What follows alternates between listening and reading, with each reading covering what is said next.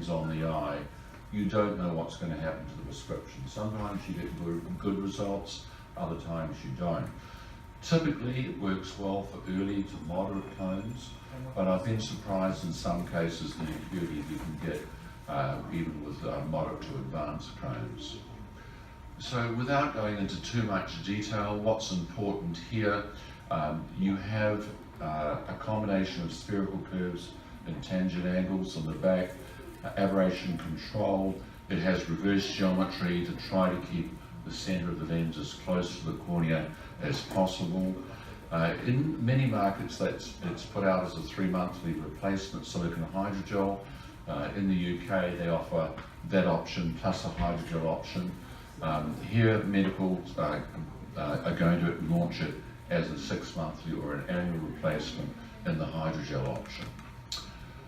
So the design over the optic area, and the optic area is between 7.5 to 9.5 millimeters depending on the base curve. The lens is 0.35 center thickness over this area. The carrier, or what we set out here, reduces down to about 0.2 center thickness, and the edge is about 0.12 thickness to give us comfort. It is prism ballast for stability, and the prism does go over the optic area. I've tried other options, but I found overall prism ballast was the best way to stabilize the lens. There is a marker at 270, and it's very important that this is observed because it does alter the fit. If the fit's incorrect, the marker may locate up here or up here. So the whole idea is to get the marker located within 10 or 20 degrees of the 270 position. The trial set is 8 lenses and 0.2 steps. The standard diameter is 14.8, but you have a range of diameters which I'll show you in a moment. Material that's going to be used in this market is Minicon 72. For those, this is a material that's been around for a while, so it's a 72% water content material, has a DK of 34, and is a material that's highly resistant to depositing, much more so than silicone hydrogel. So when you're trying to get a lens to last more than 3 months, the hydrogel option will actually last much better than a silicone hydrogel option. As I mentioned, it's prism ballast and it's laser marked at the base. The available parameters are 7.0 to 9.2. In fact, I've extended that now to 9.4. So that range seems to fit in most of the cases that you would use this design for. You have large options in the diameter in 0.1 steps, from as small as 14.2 up to 15.4. So if you have a very big eye, and I'll show you that in a moment, if you have a very big eye, then you've got to go bigger with your diameter. Basically any spherical car. I do offer cylinders up to -10. Typically the higher the sill, the more difficult it is to get a successful fit, but we do offer up to -10 cylinder. And I offer 5 edge lifts. For those of you nice designs, you'll understand the terminology here.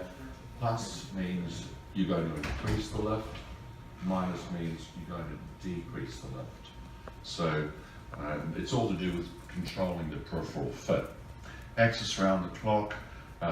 DK of this material is 34, which is not high compared with a silicone hydrogel, although if you look at most of the lathe silicone hydrogels, they're not much more than 45 to 50, so very often you don't get a lot more oxygen through than you would get with this material. I've been very happy with this material. Your standard center thickness is 0.35, but you can make it thicker or thinner if you so choose to do so. So you have very many options here to fine-tune the fit. And as is in this market, medical is going to offer it as a 6-monthly or an annual replacement lens. You might say, why did I set it at 0.35 center thickness? I did many trials going as thin as 0.25 up to as thick as 0.55, and I found there was little benefit in going much thicker than this, and by far the majority of cases. And once you get up to 0.5 center thickness or more, the lens becomes more chunky, less comfortable, and you don't get as much oxygen. So I found that 0.35 satisfied most of the time the conditions where I would use this lens, but you can thicken it further if you want to do so. So who are the patients that are suitable for this design? Patients who have failed repeatedly with GP lenses, often because of allergies or with problems with location or dystolerance, are very good subjects. First-time contact lens wearers where you've got early distortion, that's not too bad, so early to moderate cones. Monocular cases where you're only fitting one eye. If you try to fit a rigid lens in one eye, they often complain that this eye feels not good and the other eye without the lens feels great, so it works well in this case. Patients currently using piggyback, where you've piggybacked a rigid rose K over a soft lens. Subsequent to surgery, any types of surgery. Also patients that have been wearing conventional soft lenses that start to get irregular corneas and the vision goes down and you don't want to put them across into a rigid lens. This is a good group. Patients working in a dusty environment or unstable where they want it for sport, it's a good lens. And most importantly, and I'll stress this again during the lecture, is that it's important that if you're going to use this design, at the fitting, you have to achieve a satisfactory level of vision. Now, for some people, satisfactory might mean 6/12. For others, it might mean 6/6. It depends on what you, the practitioner, and the patient agree is satisfactory. Because a lot of people that actually wear soft lenses for keratoconus are wandered around with very poor vision because they can't tolerate a hard lens. So they're wandering around with 660 or 636 vision. And if you can take them from 660 to 612, they're absolutely delighted, particularly if you can give them comfort as well. So as a practitioner, I always thought, I've got to go for 6/6 or 20/20 vision. I didn't really think so much about the comfort. And when I came to do the trials on this design, I was amazed that some people would accept 6/12, and yet I've been chasing 20/20 or 6/6 vision. So some people are willing to trade off a bit of vision for comfort. So a contraindication to fit is where a satisfactory level of vision cannot be achieved at the fitting. For those that use my designs, these are the 5 parameters that I asked you to look at, and we will go through those today. The order is slightly different, and I'll take you through that, but typically you always look at the base curve first, and then you go to the peripheral fit, and then go through these steps. But I'll take you through those individually. So firstly, the base curve. There is a guide for your first trial lens based on the condition. For keratoconus or rings, you go significantly flatter than the mean K. For surgical conditions, you actually are pellucid. You're going to actually select a base curve equal to the average or the mean K. And the fitting we did today, Slayman, tell me if I'm wrong, but the pellucid case we did today, we ended up actually using the indicated lens for the pellucid case. Is that right? Exactly. It was a 7/8 was the mean K, and we actually ended up with that as the final lens. So this is, I mean, it can't be perfectly accurate, but it's a very good starting point. So when you're looking at the base curve that you're going to choose, you're originally looking at fitting it like a normal soft lens. You put it in, let it settle for a couple of minutes, you don't have to wait very long, and then look how much movement it's got, and also whether the laser mark is locating correctly. If the laser mark at 270 is rotating round or it's not within 20 degrees of the 6 o'clock position, I can just about guarantee you that the base curve is too flat. You will need to steepen it. So what you'd experience is excessive movement. The lens may descend down, the patient looks up. No spare indentation on removal, of course. The lens comfort may not be good if it's flat. Okay, if it's steep, it might feel reasonably good, but a loose lens is less comfortable, and no fluting. So obviously, fluting is where often the bottom of the lens lifts off the eye. We don't want to see that. So what I advocate is try to keep the central fit as flat as you like. You can adjust the periphery to tighten the lens. Your base curve selection is not the only way you can tighten the lens. So the more contact you can keep with the central cornea, the better. Why? Here's an OCT image, and you can see rose K. This is probably, if we say this is 350, this is probably a 450 plus cornea here. This is a keratochronic, and the back of the lens is firmly in contact with the corneal epithelium here. So that would give us good vision. When the patient blinked, we're not going to get a movement of tears in this area here. So this is what we're trying to achieve, touch over that central area. Here's the situation with the graft, and you can see that the lens design maintains its own shape. So it performs somewhere between a rigid lens and a soft lens. Like most soft lenses, particularly thin soft lenses, adhere to the eye shape. You put them on and they will just simply drape over the eye shape. But if you make it thick enough, the lens maintains its own shape. And suddenly, what base curve you use becomes quite important. Important to realize you've got to treat this lens differently than a normal soft lens. You have to fit it. So it's a bit like fitting a rigid lens. You've got to choose your base curve. So once you've got a lens that moves right and that the little marker is within 20 degrees of the 270 position and the lens is not centering down, so normal stuff for a soft lens, you then look at whether this is the right base curve to give you the optimum vision. And the way that I advocate that you do this is you refract over the lens. You don't have to be perfectly accurate. You do a quick refraction, put that up in a trial frame or behind the refractor head. Ask the patient to squeeze their lids and then open up and tell you what happens when they first open their eyes. Now, if they say, when I first opened my eyes, the vision was better and then it deteriorated, that indicates the lens is still too steep in the base curve. It means that the eyelids have pushed the lens back onto the cornea, the vision's better, and then it deteriorates as the lens lifts off the cornea. And vice versa, if they open their eyes up and it's fine and it doesn't change, that indicates the base curve is pretty well right. Or if they open their eyes up and the vision is worse and slowly improves, again, can you use a steeper base curve? You might be able to. So do remember the periphery can be adjusted independently of the base curve to tighten or loosen the overall fit.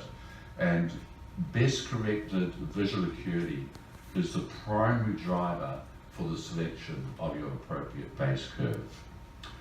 I mentioned you have 5 edge lift options, and plus indicates you're going to increase the lift, minus indicates you're going to tighten the overall fit or decrease the lift. Exactly the same as with my corneal lens. So where you have a case where the vision's optimal, so you've done the blink test or the squeeze test, but the overall fit is tight, these are the sorts of things you might see. Injection, bubbles trapped at the limbus, the lens not moving a lot. When they take the lens off, you may see some scleral indentation on the conjunctiva. And if they try to wear a lens like this, it'll be comfortable initially, but over a period of time, the wearing time will be poor. So in this case, you would leave the base curve the way it is, and you would simply order an increased lift to make the lens move more. The reverse of this, where the vision is optimal, you've established that from the base curve, but the overall fit is loose, so the lens moves excessively, the laser line may not stay within 20 degrees or tends to move around. The lens descends excessively when the patient looks up, and it may flute in one quadrant. And the lens is less comfortable and does not settle. It just doesn't settle down the patient tells you they feel it. So in that case, we had a case today where we did exactly that. We just ordered, we got with the optimum base curve, and then we went to a -1 or the standard decrease lift for this patient, just to tighten the fit a little bit. So here you can just see the difference. I'm sorry about the quality of these videos. For some reason, this is a slightly older projector and I've got a modern computer and we've got some problems. So please ignore the red area. That's not meant to be there. Just concentrate on what's happening to this marker here. So there's the marker. It's just comes within the last 2 millimeters of the lens. So this is a stand. This is on the same eye. This is a standard lift, and you can see that the lens marker is a little bit rotated and it's moving a bit. I went to the decreased lift. The marker is more at 270 and we're not moving as much. So you can see the effect it has of changing the lift. It's made us more stable. The lens is not moving as quite as much as it is in this situation. You can use high molecular fluorescence. Here's high molecular fluorescence, and you can watch the tears coming in behind here as the patient blinks here.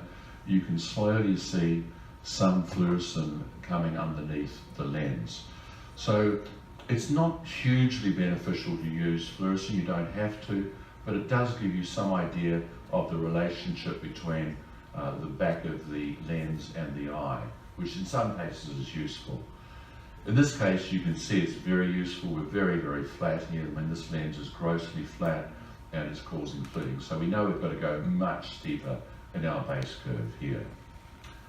So the diameter is similar to a regular soft lens, and the diameter, the standard diameter of 14.8 is based on the average for the world for the corneal diameter of 11.8. Now, obviously that's going to vary from country to country, but basically that is the base on that 11.8 diameter. So the lens is 3 millimeters bigger, which means that you should have 1.5 millimeters lap outside the limbus. This is small. This would be uncomfortable for the patient, and this is okay to getting large. If you're in doubt, you're better to leave it big than small. Bigger lenses cause you less trouble than smaller lenses. So why would you change the diameter? Obviously, if you have a big cornea or a small cornea, you're going to change it. Or if you want larger to improve stability and centration, and smaller to increase movement. Fortunately, these lenses locate usually reasonably well unless they're fitted flat. So when the patient looks up, you shouldn't see any very significant amount of downward movement of the lens. So if the lens descends on upward gaze, here's the things you can do. You can tighten the periphery, you can make it bigger. This might be an option, but remember that you've chosen the base curve based on the vision. And if you go steeper, you may drop the best vision back. So that may not be an option to improve the location. So in this case, you can see when the patient looks up, the lens is decentering down. That is an excessive amount of decentration that I wouldn't tolerate. I'm going to have to fix that up in some way by either steepening the base curve or tightening the periphery. Here is what I would say is the acceptable location. So if a patient looks up and you get some movement down, I will accept it as long as it obviously doesn't move down so far. So some downward mislocation on upward gaze I will accept. Movement, it's very important the lens moves on the eye. A normal soft lens doesn't move much at all. So you get very little tear exchange with a conventional soft lens. Most of the oxygen comes through the lens. But because this is a thick lens, you're not going to meet the requirements of the cornea if you had a lens that didn't have a fluid or the tear layer circulating underneath the edge. So it's most important you've got about 1 millimeter of movement on blinking, which pumps those tears behind the lens. If you don't, you're going to reduce your wearing time and you're going to have trouble with oxygen to the cornea. So basically, to increase the movement, you're going to increase the edge lift, decrease the diameter. This might be an option to flatten the base curve, and vice versa. To decrease the movement, you're going to decrease the edge lift or make it bigger. So what are we trying to achieve? This is about 1 millimeter on blinking. So the lens is moving nicely. The laser mark is not rotating much. This is ideal. You've got a little bit of downward movement, but I'm not worried. And again here, when the patient looks up, you can see the edge of the lens move. He's not going to look up for me there. And you can see the end of the lens move there. This is an ideal amount of movement in this case. So this is excessive. If you look at the front optic zone, you can see how much this lens is moving on the eye. That patient's not going to be happy with that situation. You're going to have to reduce that movement. Another useful tool is just to push the lens up and see how quickly it returns to the primary position. So if the lens is tight, if you push it up, it's very slow to come back to the primary position. If it goes clunk, if you push it up and it goes woof down like very quickly, it's probably loose. So you should push it up and then just see it gently slide back into the primary position. So in summary, to summarize what we've just said, you're going to select the initial lens based on keratometry. You're going to assess the movement, make sure the movement is correct, and make a decision whether you have to go steeper or flatter. So initially, the location of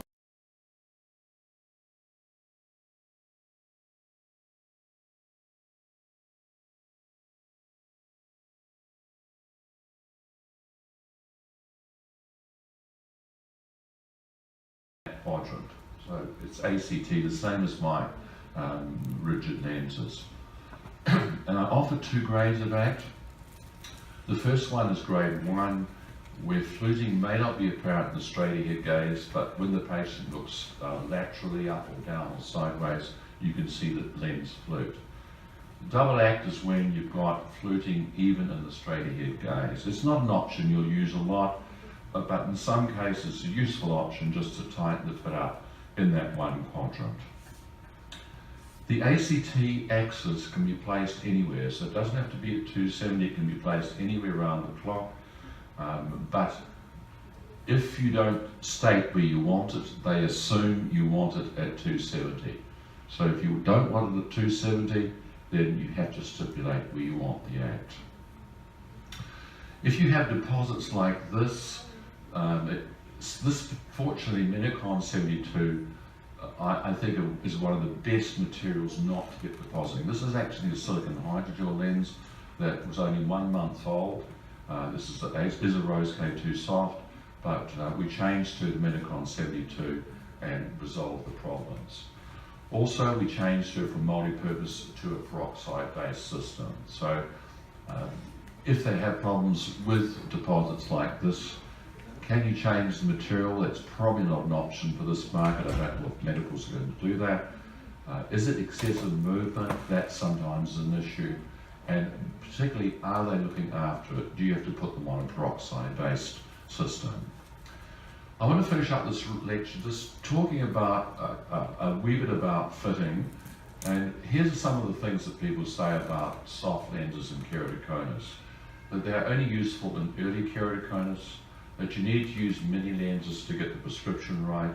The acuity will never be as good as it is with GP lenses, and that anyone can fit them. You don't need to be an expert to fit a soft lens for keratoconus. So